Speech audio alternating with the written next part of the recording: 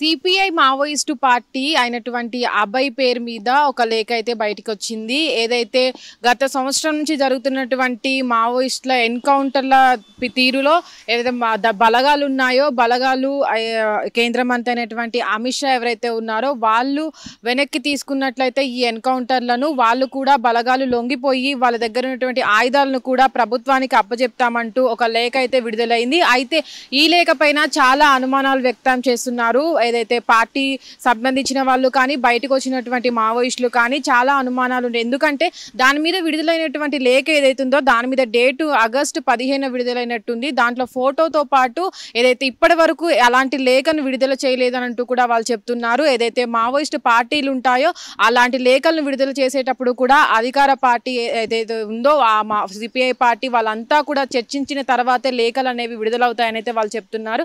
అయితే ఇప్పటి వరకు ఏదైతే దళ సభ్యుడిగా ఉన్నటువంటి ఎవరైతే అభయ్ ఉన్నారో వాళ్ళ పేరు మీద లేఖ విడుదల అవ్వడం అనేది అయితే బలగాలకి ఇది ఒక గెలుపు అనేది అయితే వాళ్ళు సంబరాలు చేసుకుంటున్నారు. అయితే ఇప్పటిదాకా ఏదైతే నంబాల కేశవరావు మార్చిలో జరిగినటువంటి ఎన్కౌంటర్లో మరణించారో ఆ తర్వాత ఎన్కౌంటర్లో కూడా చాలా మంది మావోయిస్టులు చనిపోవడం అయితే మనం చూస్తున్నాం.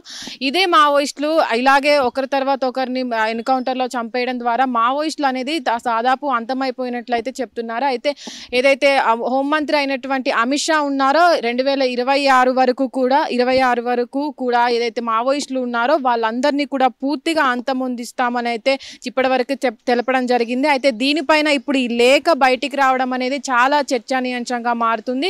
ఇప్పటి వరకు ఇలాంటి లేఖలు బయటికి చాలా వచ్చినప్పటికీ కూడా ఏదైతే ఫోటోతో పాటు అభయ్ ఫోటో ఏదైతే ఉందో దాంతో పాటు ఈ లేఖ ఆగస్టున విడుదలైనా సరే ఇప్పటి వరకు ఎందుకు బయటికి రాలేదు అని కూడా చాలా మంది అయితే విశ్లేషకులు దీన్ని పూర్తిగా విచారణ జరపాలి. ఏదైతే ఎక్కడి నుంచి వచ్చింది, లేకపోతే ఇది ప్రభుత్వం కుట్ర, ఏదైతే ప్రజలు నమ్మించడానికి మావోయిస్టులు ఇలా బయటికి వచ్చేస్తున్నారని ప్రజలు నమ్మించడానికే ఇలా చేస్తున్నారా అని అయితే చాలా మంది అనుకుంటున్నారు. అయితే ఇప్పటి వరకు ఏదైతే విడుదలైన లేఖ ఉందో దాన్ని ప్రభుత్వం కూడా అసలు ఇది నిజమైన లేఖేనా లేకపోతే ఎవరైనా మధ్యవర్తులు దీన్ని పంపించారా అని కూడా దీనిపైన పూర్తిగా విశ్లేషిస్తున్నారు. ఇప్పటి వరకు ఏదైతే లేఖ విడుదలైందో అభయ్ నంబాల కేశవరావు చనిపోయిన తర్వాత కూడా మావోయిస్టు పార్టీలో చాలా చురుగ్గా ఉంటున్నారు.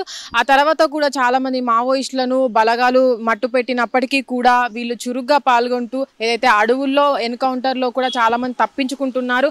బలగాలు కూడా వెనక్కి తగ్గకుండా వాళ్ళని అంతే ఇదిగా ఎన్కౌంటర్లో చాలా మందిని హతమార్చినట్లయితే మనం చూడొచ్చు. అయితే ఇప్పటి వరకు ఏదైతే మావోయిస్టు ఎన్కౌంటర్ జరిగాయో దాదాపు సగం వరకు మావోయిస్టులు అయితే మరణించడం అయితే మనం చూసాము. అయితే ఇప్పటి వరకు వచ్చే గత 26 వరకు మార్చి వరకు కూడా హోంమంత్రి వీళ్ళని పూర్తిగా అంతమొందించి భారతదేశంలో మావోయిస్టులు అనే మాట లేకుండా చేశామని అయితే చెప్తున్నారు. కెమెరామ్యాన్ నరేందర్తో Nagavani, hit TV, Hyderabad. Hit TV app ఇందులో short news, live news, entertainment shows, movies, digital magazines తో పాటు మీ జిల్లా వార్తలను కూడా ఫ్రీగా చూడొచ్చు. ఇంకెందుకు ఆలస్యం, వెంటనే హిట్ టీవీ యాప్ ని డౌన్లోడ్ చేసుకుని ఫ్రీగా ఎంటర్టైన్మెంట్ పొందండి. Hit TV app. Hit TV app. Please download hit TV app. Hit TV app ని ఫ్రీగా డౌన్లోడ్ చేసుకుని ఎంజాయ్ చేయండి. మీకు నచ్చిన ఎంటర్టైన్మెంట్ కోసం హిట్ టీవీ యాప్ ని ఫ్రీగా డౌన్లోడ్ చేసుకుని ఎంజాయ్ చేయండి. హిట్ టీవీ యాప్ ని డౌన్లోడ్ చేసుకుని ఆస్వాదించండి, ఆశీర్వదించండి. ఇంతమంది సెలబ్రిటీలు హిట్ టీవీ యాప్ ని డౌన్లోడ్ చేసుకోండి అని చెప్తున్నారంటే ఎంత మంచి యాప్ ఆలోచించండి. అమెరికాలో చదవాలనుకునే వాళ్ళకి విశ్వసనీయమైన పేరు మన శౌర్య కన్సల్టెన్సీ. UK లో 1 year masters, UK లో 1 year masters, 2 years work permit up to 5 years visa. Contact Shaurya Consultancy. Contact 89851 89851.